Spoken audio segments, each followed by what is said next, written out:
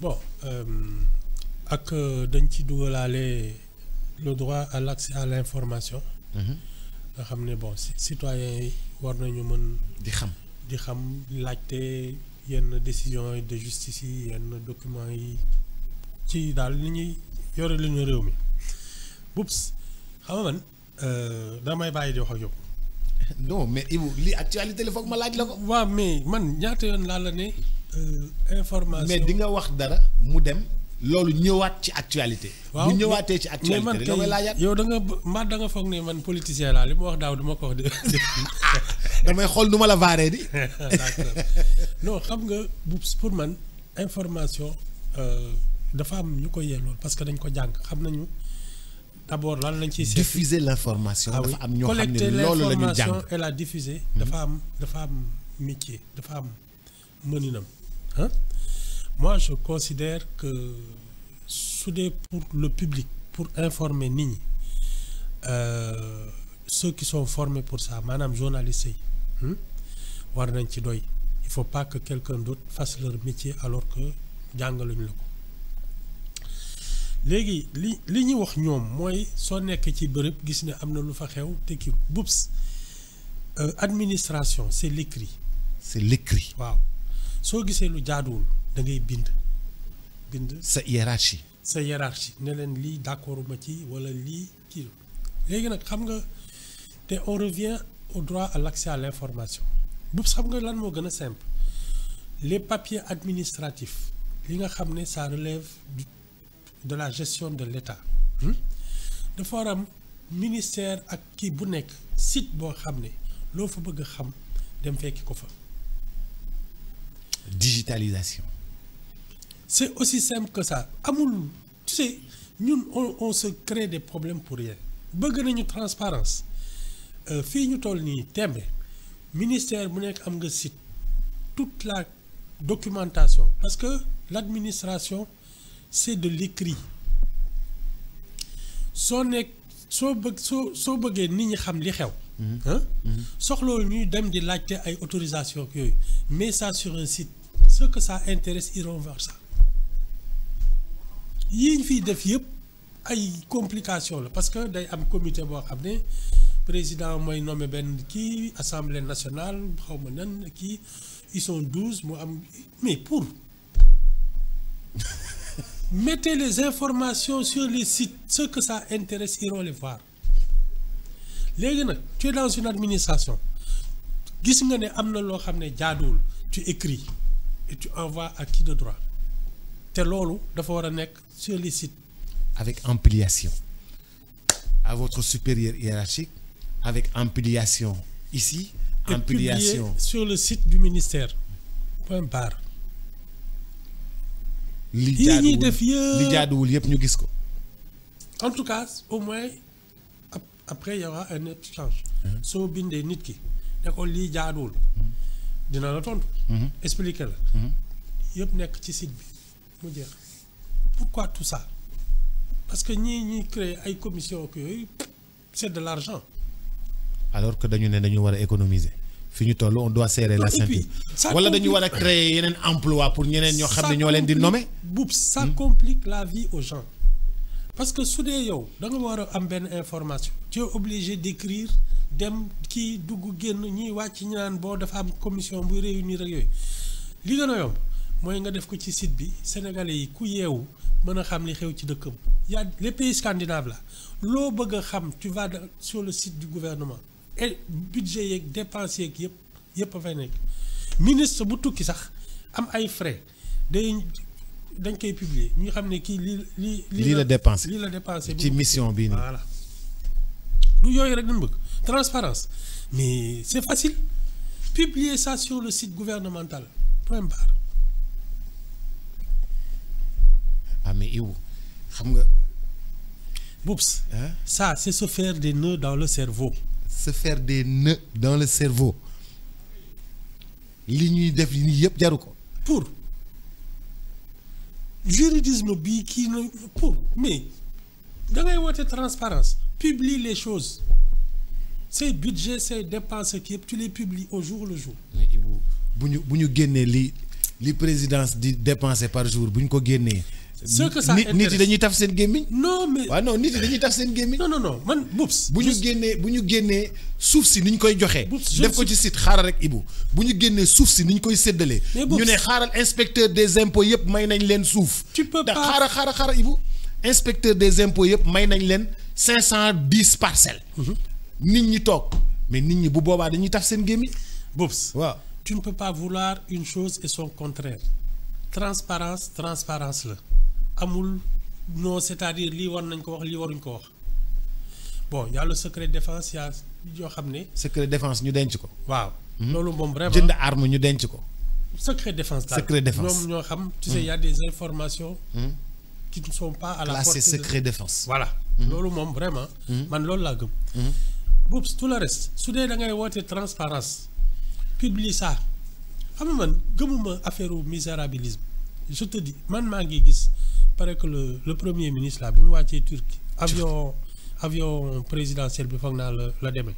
mais Boubs moi je trouve que c'est normal enfin bon avion présidentiel xëy na mën nañ ko kii mais le chef du gouvernement le ministre des affaires étrangères le ministre des finances man je pense qu'il doit y avoir une flotte pour le gouvernement parce que sooy wàcc ci vol commerciaux yi ni ñu lay teertoo ak sooy wàcc dans ci sa kii jet privé surtout parce que nag bokk aéroport yi ngeen di wàcc sax du bokk voilà ba pare fi ngeen di jaar du bokk li ngay laajte ça dépend te ni ñu lay xoolee quand tu vas chercher de l'argent pour le Sénégal Boubs on ne prête qu'aux riches.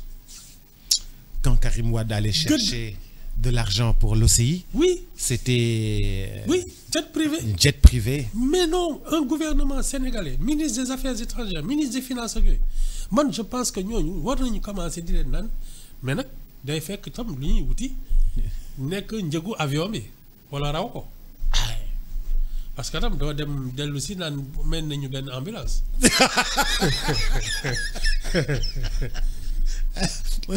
jël avion dem. tukki ñëw ne may nañu benn ambulance.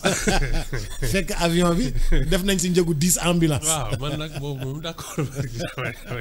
waaw Ibou da ngay déconner. ah wax naa dëgg. non moi je suis pas pour tu sais la République a sa majesté il faut se faire respecter affaire yàq ak yooyu mais li tax ngay jóg dafa nar a am fulla si toi quand tu te déplaces avec des équipes d'experts ak yooyu tu nous ramènes des 2000 ay 3000 4000 milliards hein Boubs moi je vois pas l'inconvénient parce que je suis pas d'accord pour qu'on fasse de nos fonctionnaires des misérables ay chef d'état-major des armées Boubs suy tukki warul dugg kii commercial non une république doit savoir se tenir. kon Ibou ñun dañoo war a am ay avions yu bari de. mais ñun dafa une flotte pour le gouvernement hormis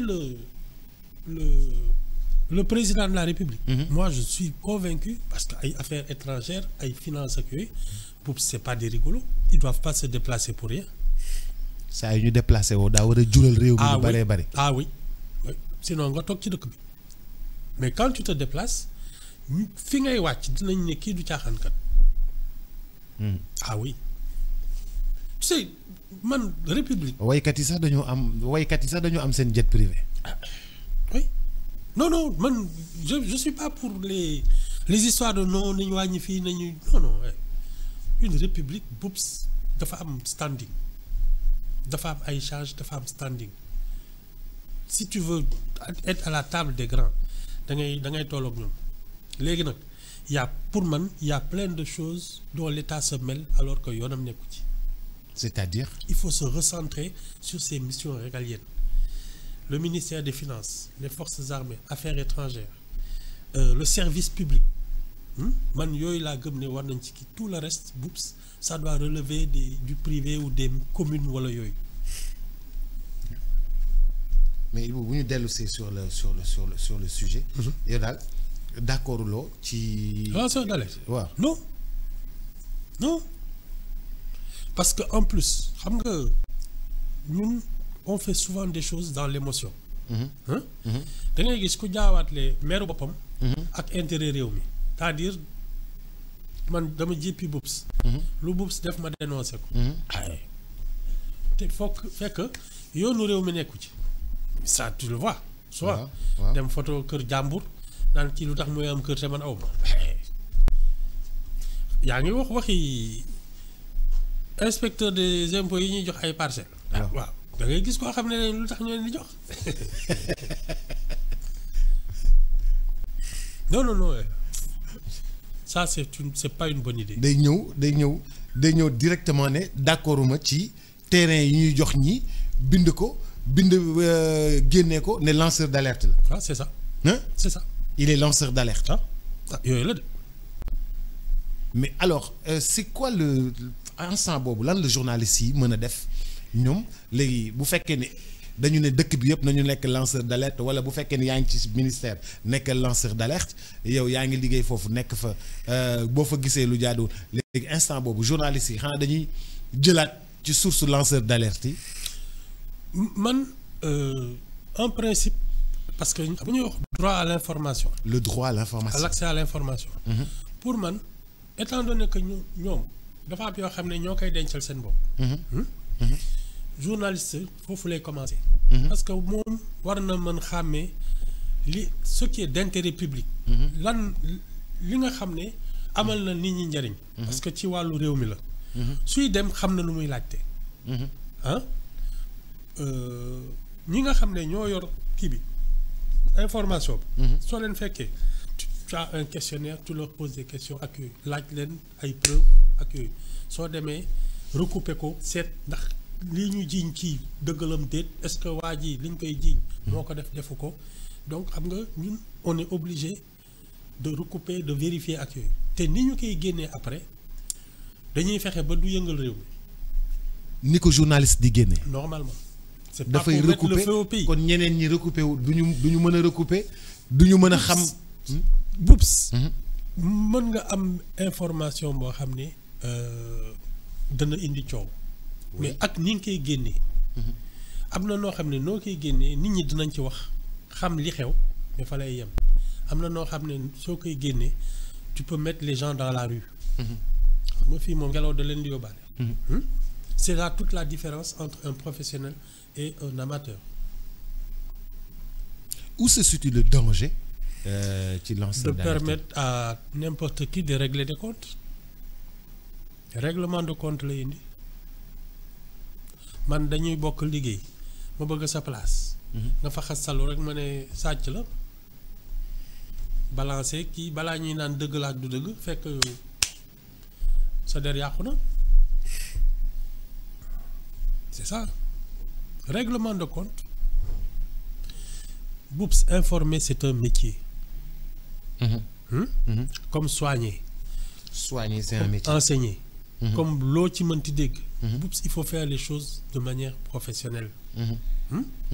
Yow lii ngay def animateur kii c'est un métier, ça s'apprend. Voilà, c'est de ça qu'on parle. Soo bëggee informer da ngay jàngi journalisme. Mais en tout cas aujourd'hui tout le monde peut.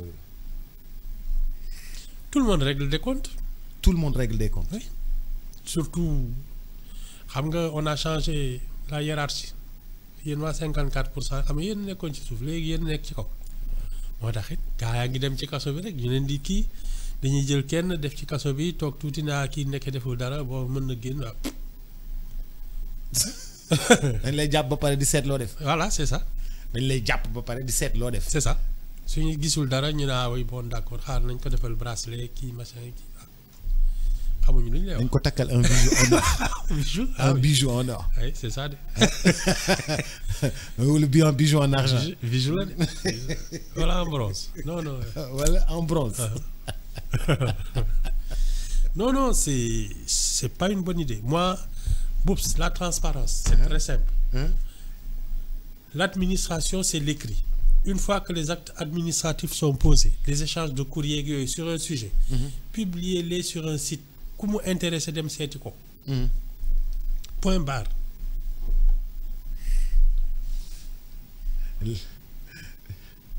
Non, parce que après, tu mets des personnes dans des positions de privilège et de...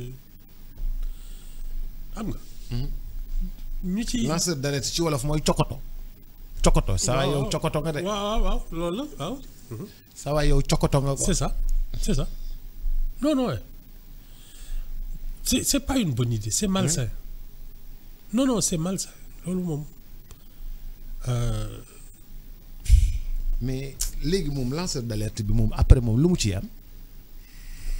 nee naa la kay xam nga ñun ñi nga xam ne on sait dans notre métier.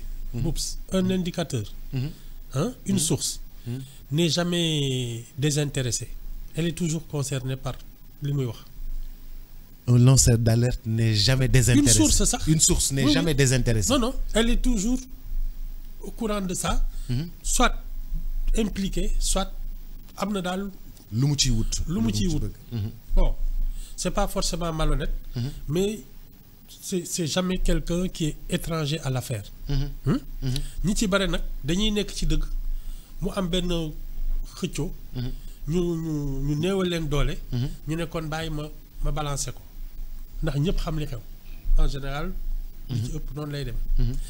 mais c'est jamais koo xam ne yoonam nekku ci xam nga déjà loolu c'est pour ça qu'il faut faire attention recouper et bien vérifier parce que la source peut être de bonne foi mais comme tu peux pas être jugé parti il faut faire attention lanceur d'alerte nag boops doo xam lu tax muy balancer. doo xam lu tax muy wax. Bon, il s'agit, tu sais pas pourquoi il s'agit. Di nga ko xam mais justement il faut faire attention parce que les raisons peuvent ne pas être les bonnes mën nga dénoncer benn yëf parce que ka fa nekk da ngeen am problème même su dee dafa tooñ. ngay wax dëgg. mais li tax nga koy weer yow yaa ko xam.